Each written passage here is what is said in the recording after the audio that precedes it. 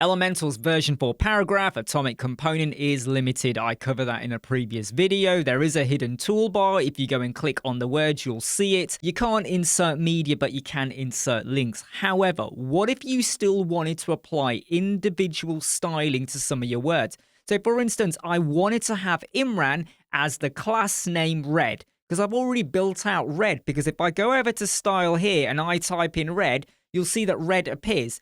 And it now applies it across all of the words, but I only want to apply it to one of my words. Now, there is a way that you could apply individual styling to your words. It's a little bit messy and there is a limitation, but just stay with me on this because for some of you, this might be something you definitely want to do. Click on the paragraph, go to the general, and where we have the tag, rather than P, I'm now going to select span. So we've converted it from a paragraph to a span. Now, either way, even if I go and drop in a bit of code, it ain't going to make a difference because it just does not work this way. But if I was to now split all of my words into individual spans, maybe I've got a really long sentence, okay, and it's the word in the middle or the end, so I might split the sentence up into 3 or something.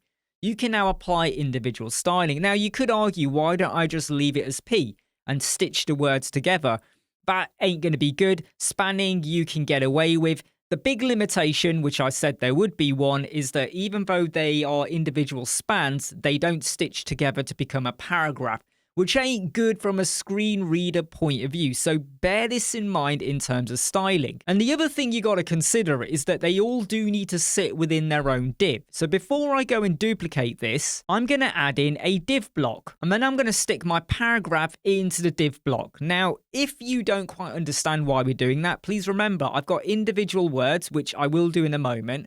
And the div block is going to allow me to contain them all within one area. For this div block, I'm going to zero out my margin and I'm going to zero out my padding as well. Let's go to that paragraph and I'm going to type in I, duplicate again, and then I'm just going to change the wording. Now, this is messy. What if you've got like a ridiculous... I mean, usually you would only do this, say, on a hero headline if you were determined to use version 4 atomic components. Now I'm going to go to the very last one and I'm going to go to style, and I could now just type in red and it will apply just to that word. And don't forget, if you wanted to go and drop in some custom CSS because you wanted to make it be like a highlighted gradient or something, you could do that. Now don't get me wrong, it does feel like a bit of effort is involved. You've got to have your div block, set up your paragraphs. What if you've got a really big chunk and it's just one word in the middle? You're going to have to split it off into 2 or 3 different spanned paragraphs.